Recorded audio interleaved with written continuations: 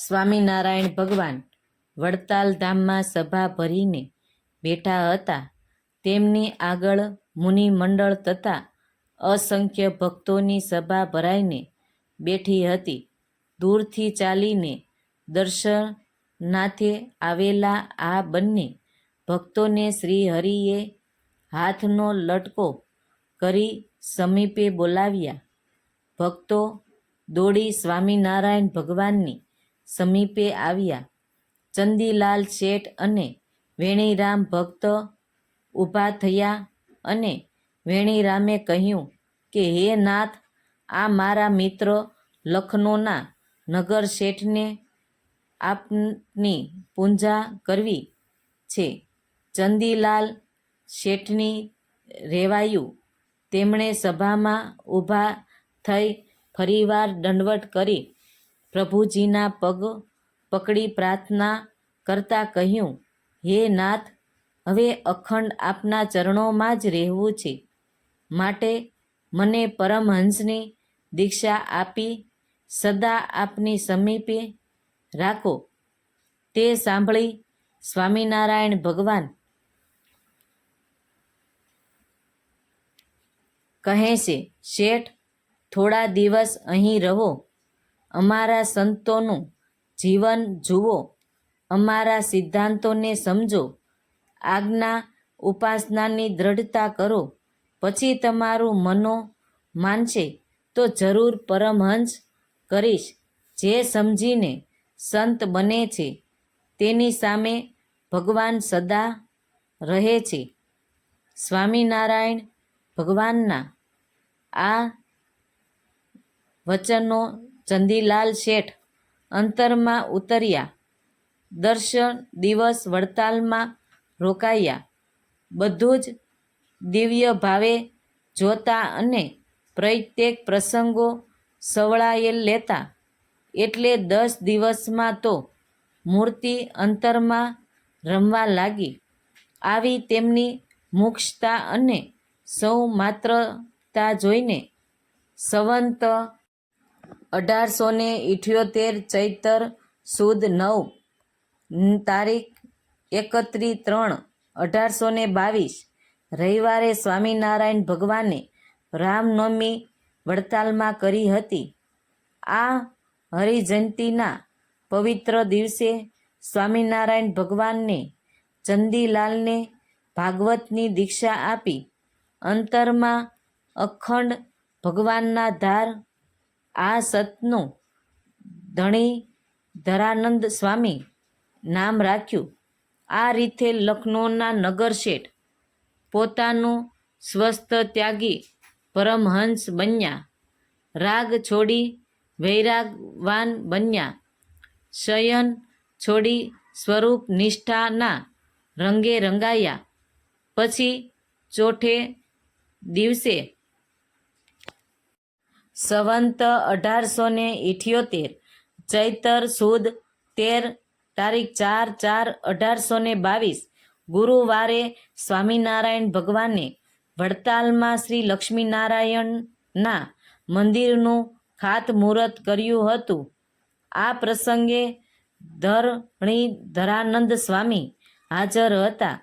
પછી વેણીરામભાઈએ પણ કહ્યું કે હે નાથ, હવે મને પણ આપનો પરમહંસ કરી સદાય આપની સેવામાં રાખો. ત્યારે શ્રીજી મહારાજ કહે, વેણીરાજ, તમારા દ્વારા હજી અમારે અનેક લોકોના કામ કરાવવા છે, અનેક જીવોના ઉદ્ધાર કરાવવો છે, માટે તમે પાછા ઘેરે જાઓ. ઘેરે જઈ સૌને સત્સંગની વાતો કરજો. તમે તેને સત્સંગ કરાવશો અને વર્તમાન ધરાવજો. એ સૌનો અમે ઉદ્ધાર કરશું. આ રીતે સ્વામિનારાયણ ભગવાનને વેણીરાજને સમજાવીને પાછા ઘેરે મોકલ્યા. પછી વેણીરામભાઈ પાછા લખનૌ પોતાના ઘેરે આવ્યા.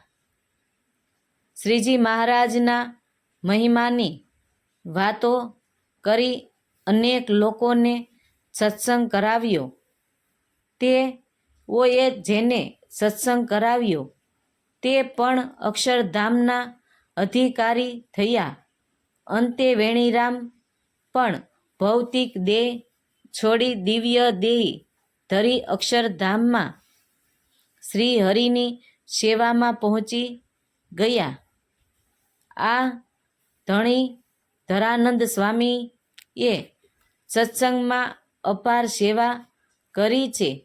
સ્વામિનારાયણ ભગવાન સાથે 8 વર્ષ રહી શ્રીજી મહારાજ, શ્રી હરિજી અને અનેક સંતો ભક્તોનો રાજીપો લીધો. પોતે વિચારવા અને બુદ્ધિમાન હતા, તેથી તેમના માધ્યમને આ સત્સંગના અનેક વિકાસલક્ષી કામો ભગવાને કર્યા છે. આપણા ગ્રંથોમાં તેમનું થોડું લખાયું છે.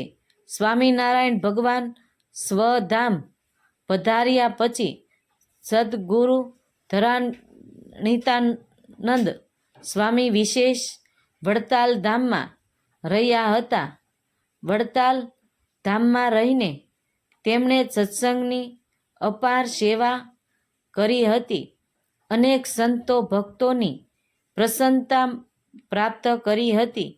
મોટાઈનું માન મૂકી દાસભાવે સેવા કરતા તેમનો અંતરાત્મા પ્રભુ પ્રેમમાં ગુલતાનું બન્યો. હવે સ્વામીશ્રીના દિલમાં વાલમજીનો વિયોગ સતાવા લાગ્યો. અક્ષરાધિપતિ સ્વામિનારાયણ ભગવાનની અક્ષરધામમાં રહીને સેવા કરવા અંતર આતુર બન્યો. શ્રી હરજીએ તેમના નાભીનો નાદ સાંભળ્યો. સંવંત 1898 પોષ સુદ પૂનમના પવિત્ર દિવસે રાજભોગ આરતી થઈ પછી પરમહંસોની પ્રકૃતિ થઈ. સંતો જમીને પરમહંસોની ધર્મશાળા પધાર્યા. તે દિવસે બપોરે 12-15 કલાકે અનેક મુક્તોને સાથે લઈ સ્વામિનારાયણ ભગવાન ધરાનંદ સ્વામીને તેડાવ્યા ને પધાર્યા. ઉપસ્થિત ઘણા સંતો ભક્તોને આ દિવ્ય દર્શન થયા.